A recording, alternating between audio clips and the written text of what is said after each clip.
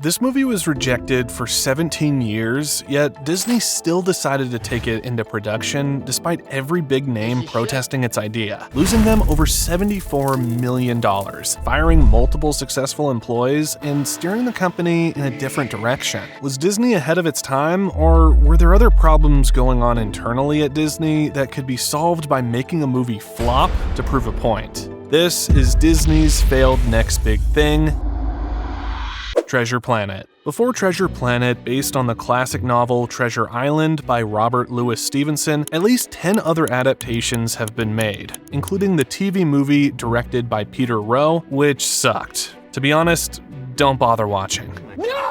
That's not my recommendation, that's a warning. But there was also the very well-received and beloved 1994 Muppets Treasure Island film featuring the standout performance of Tim Curry as Long John Silver. Funny thing is, I think even he might have had something to do with Treasure Planet's failure. This seems to be your day for renewing old...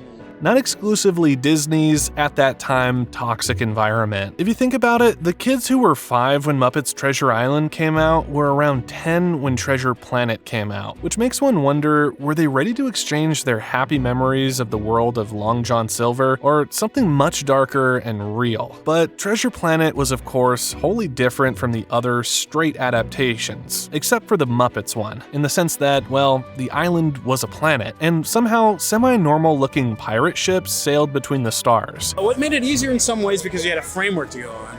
Made it harder because it's everybody's favorite book, you know, and as soon as everybody heard that we were doing an adaptation, I would start getting calls like, don't blow it, you know.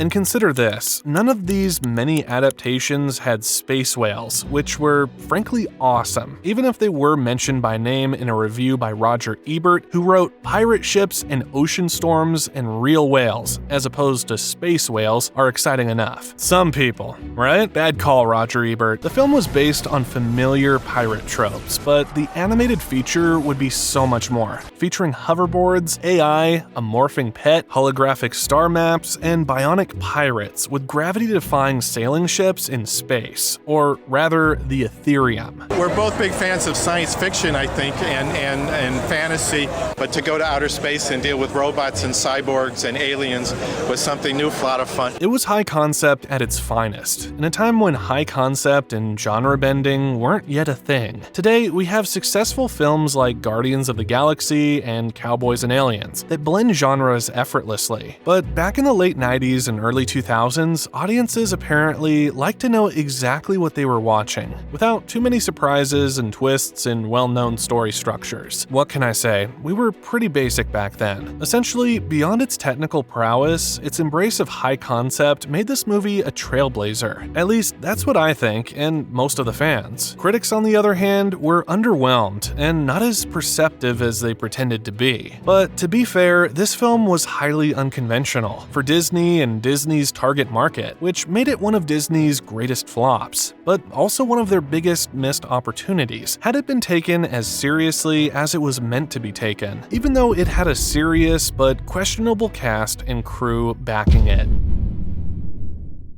Disney put one kick-ass team together, including directors Ron Clements and John Musker, who previously brought us The Little Mermaid and Aladdin. They crafted every aspect of Treasure Planet to knock the air out of their audience's lungs, even if, in my opinion, they had no idea who that audience actually was. This disconnect with the audience is evident in the voice casting as well, which featured massive names like Joseph Gordon-Levitt, known for Third Rock from the Sun and 10 Things I Hate About You, Emma Thompson, known for Sense and Sensibility and Harry Potter, and Martin Short, known for Father of the Bride and Saturday Night Live. Critics raised an interesting point, that the cast wasn't right for the audience because the voice actors were more familiar to an older generation, rather than the younger audiences that the film was aimed at. Additionally, their previous work didn't necessarily align with the adventurous and futuristic tone of Treasure Planet, potentially creating a mismatch in expectations and appeal. Whether this was necessarily a bad thing is difficult to say, because I personally love the cast. I just didn't agree with some of the characterizations, like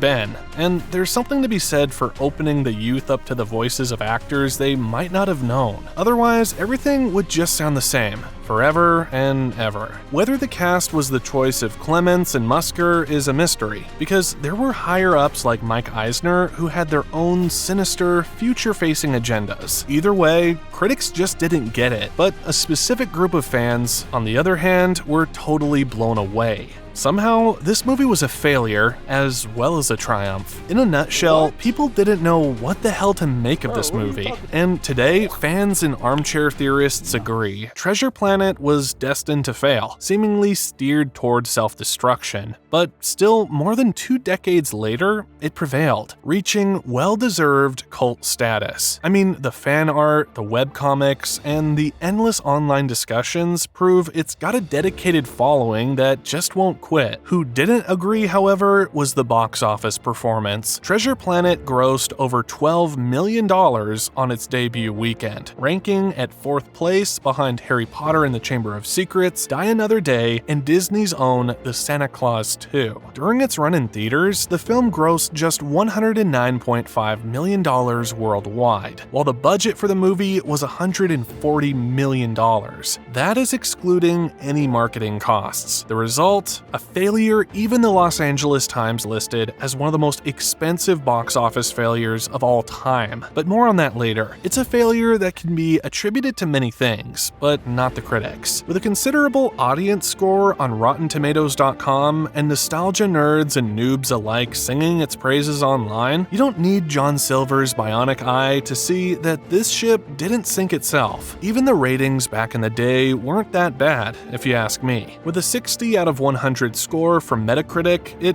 wasn't good, but it wasn't atrocious either. This score certainly can't be pointed to as the reason it never took off when it was supposed to. This space pirate adventure hybrid had everything going for it. Rich characters and storylines that wrenched the gut and heart alike. I remember when I read the script for it, thinking how many incredible emotional moments this character had and how real he needed to feel, because he's really one of the only humans in the film. Jim and Silver's relationship is a masterclass in character development. The way Silver's mentor-turned-villain arc plays out is nothing short of brilliant, not to mention nail-biting action sequences, riveting emotional depth, and a fantastical musical score. And it also had state-of-the-art, ritzy, sky-high budget animation techniques that bust the bank at Disney, but worth every gold doubloon. Honestly, the blend of traditional and CGI animation was ahead of its time. It's a visual feast that still holds up today. Deep canvas technology, game-changing. But still, it did so badly at the box office, it led to the firing of multiple 2D artists at Disney, including those of rock star animators like Nick Ranieri and Ruben Aquino, who brought to life beloved characters like Lumiere in Beauty and the Beast, Miko in Pocahontas, Hades in Hercules, Cusco in The Emperor's New Groove,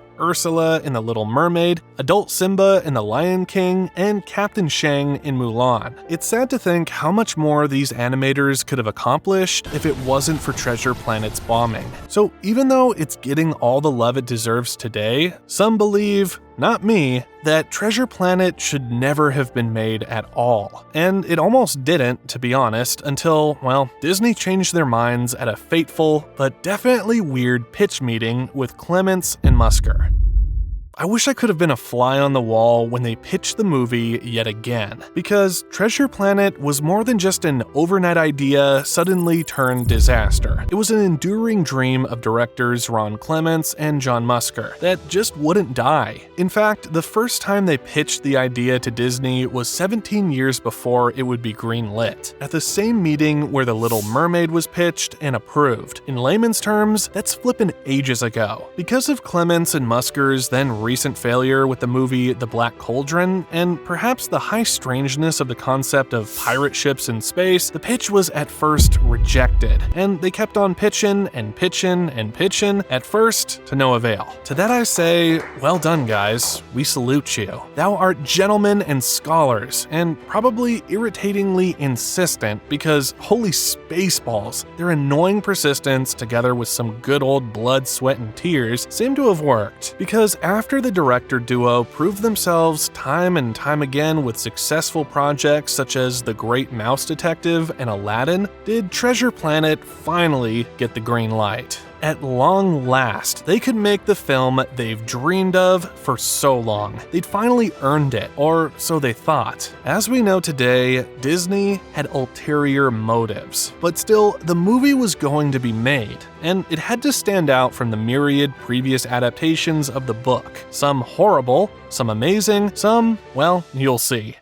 Firstly, it combined traditional pirate adventure themes with a sci-fi setting, creating a strange genre blend and steampunk vibe that was very different from the more classical and whimsical styles commonly associated with Disney animations. Recently, steampunk has definitely become old hat and overused, but even in 2002, people were already iffy about it, and for this, I blame the 1999 movie Wild Wild West starring Will Smith. This film featured an array of steampunk elements, like a giant mechanical spider, steam-powered tanks, and Loveless's various gadgets and mechanical legs. These over-the-top contraptions were supposed to add a unique twist to the Western genre, but ended up feeling forced and gimmicky, leading to a negative reception. Wild Wild West was a critical and commercial disaster, with audiences and critics panning its convoluted plot and reliance on flashy steampunk gadgets over substance. This film, rather than pioneering the steampunk aesthetic, almost buried it under a heap of ridicule and skepticism. The steampunk vibe could have been awesome, but Wild Wild West pretty much killed any excitement for it. It's a shame because Treasure Planet handled it so much better. Now, screw the critics that hated Treasure Planet.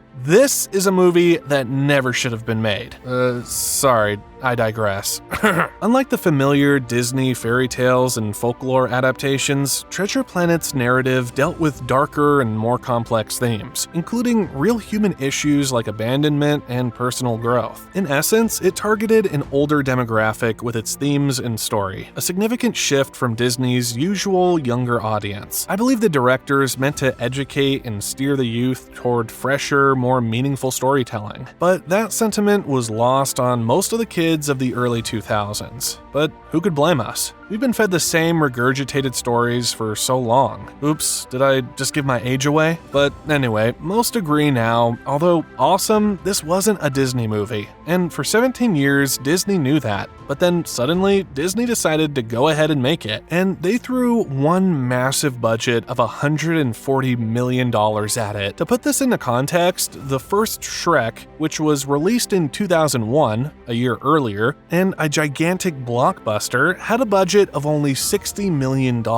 just shy of a third of Treasure Planet's total spend. But there was a reason for this exorbitant budget, which would also partly be to blame for the failure of Treasure Planet.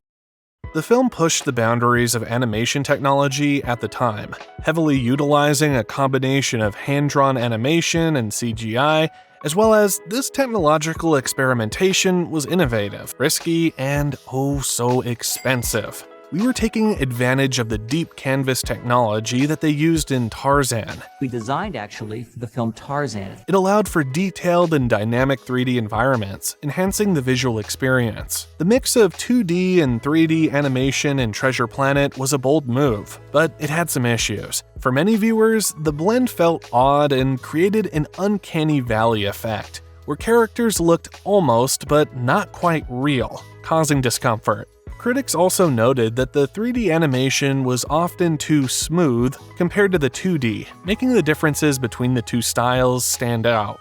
Maybe the world just wasn't ready for this mix yet, especially with full 3D movies like Shrek being more popular at the time. A key technology in this film was deep canvas. Treasure Planet pushed this technology to its limits, using it extensively to create the intricate spaceship settings and blend 2D and 3D elements seamlessly. However, this innovation was very costly. Using deep canvas doubled the workload and inflated the budget. Since the software was new, there were few experts available, requiring extra training for the animators. Additionally, the filmmakers wanted to animate entire characters in 3D with deep canvas, which was a first for this technology. This made the process even more complicated and challenging. But most importantly, it delayed the release of the film. A gigantic blunder, but was the new competition Treasure Planet was up against almost too crazy to comprehend?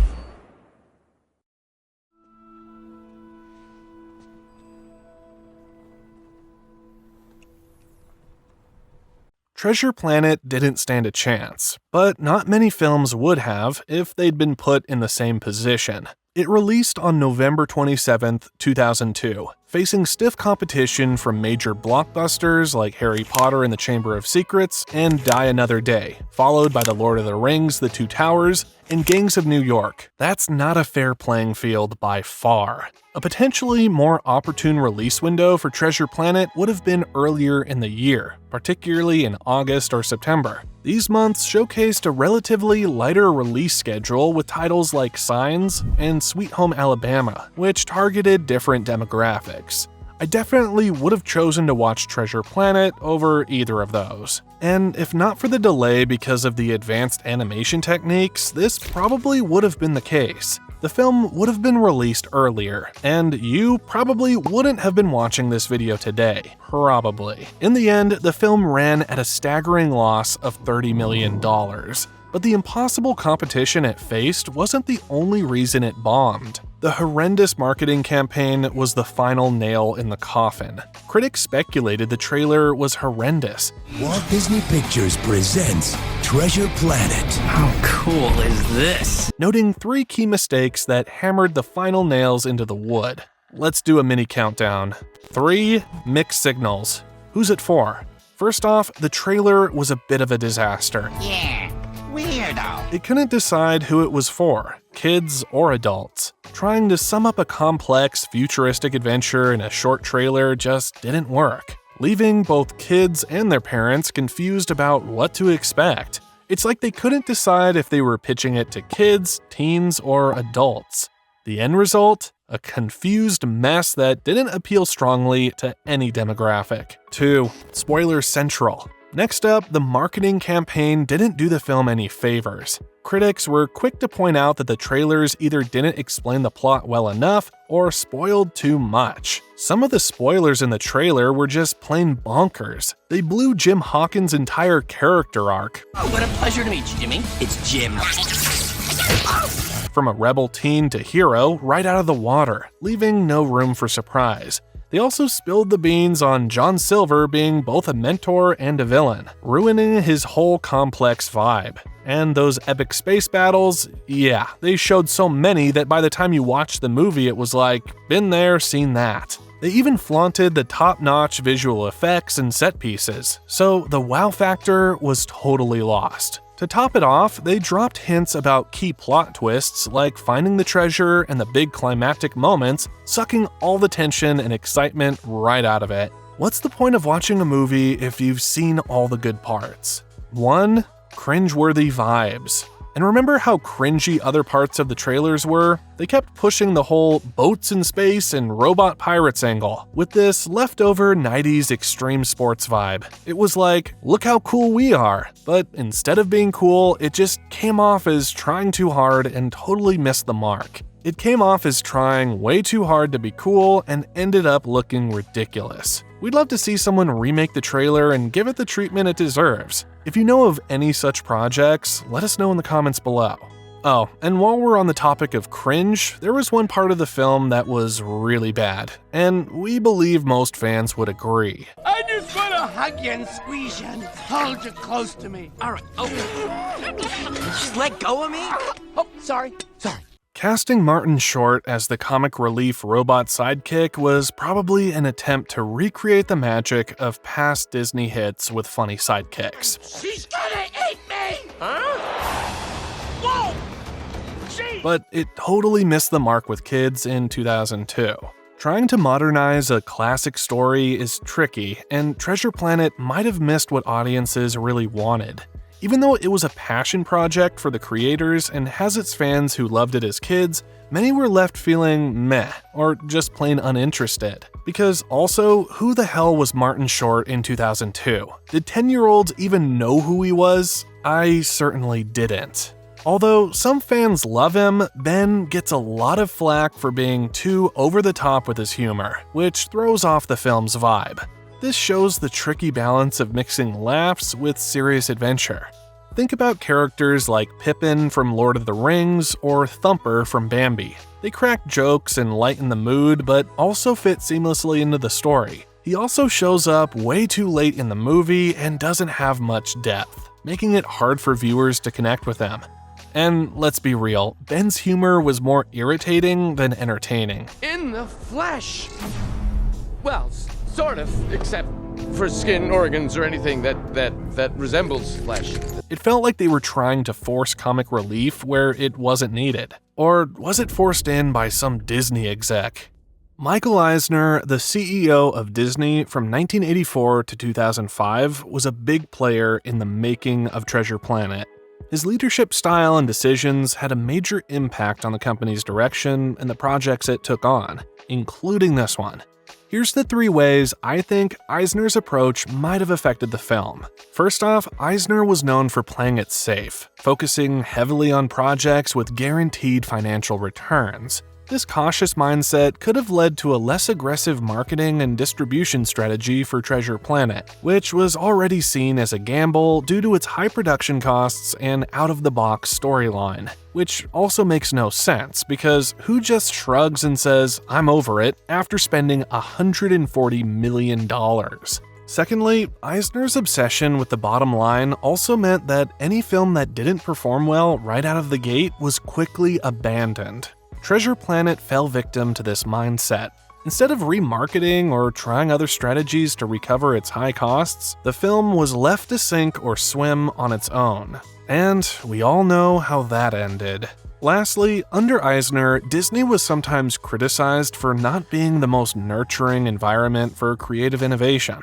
This could have stifled some of the more bold or imaginative ideas that might have made Treasure Planet even more appealing. And might have been the reason stupid characters like Ben snuck into the film's cast. In an atmosphere where financial metrics ruled, creative risks often took a back seat, potentially limiting the film's chances to truly shine.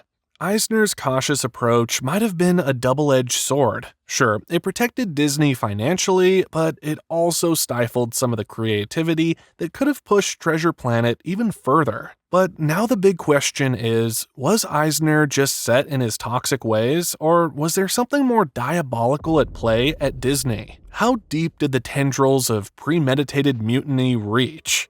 Let's address the elephant in the room. Did Disney intentionally sabotage Treasure Planet? The evidence suggests a complex mix of strategic missteps and possible deliberate actions, like the abysmal marketing and, even worse, release timing, especially considering the studio's shift away from traditional 2D animation. However, the most compelling evidence for self-sabotage lies in Disney's strategic direction during this period. The early 2000s marked a significant shift in the animation industry, with CGI gaining popularity and traditional 2D animation starting to decline. Disney was looking towards the future, investing heavily in CGI projects, which were perceived as the next big thing in animation. Treasure Planet, with its substantial $140 million budget, was one of the most expensive animated films ever made at the time. Its failure could be seen as a justification for Disney to pivot away from 2D animation, redirecting resources and focus towards CGI. This shift was evident in the years following Treasure Planet, as Disney produced fewer 2D animated features and increasingly embraced CGI. Evidence points to the fact that Clements and Musker's passion project was finally greenlit after 17 years of pitches, not only out of obligation or to appease them, but to use as scapegoat, a means to an end, and the end being higher profits in 3D animated movies. A livid fan said this: "I'll keep this brief because I don't want to get anyone in trouble, but I know for certain that your theory is correct. When I was studying animation in college, I had a professor who had worked on Treasure Planet, and they assured me that the awful marketing for this movie was intentional. Disney wanted a reason to move away from 2D animation, and Treasure Planet was a carefully calculated scapegoat. They poured a ton of effort and talent into this movie and rigged it to flop. It was the perfect reason for them to say, 'This style of animation clearly isn't lucrative. We're putting it to bed.'" Too little, too late. Treasure Planet has gained an energetic cult following, but what they're saddest about is that there will never be a sequel, which was originally planned. It's heartbreaking that we'll never see the planned sequel. Fans have even created webcomics based on the canceled sequel plot. That's how much love there is for this story. Some fans also argue that Disney should never have moved away from 2D animations. I'm just pissed off Disney killed their 2D animation. It's even worse now with the live-action remakes. They act as if they have something to improve on their original works, and sadly, I meet a bunch of people who say that they prefer it because it's more adult. BS. Walt said that with animation, they had worlds to conquer, worlds that didn't have the same artistry in live action. This is a movie they should be remaking in live action. Not classics that already did well, but the underrated gems that never got their due first time around. So maybe it's time for a Treasure Planet live action remake? No, not maybe, definitely. Disney, get your act together and for once, give us what we want. Comment below if you agree, and check in regularly for more cult classics that deserve a second look.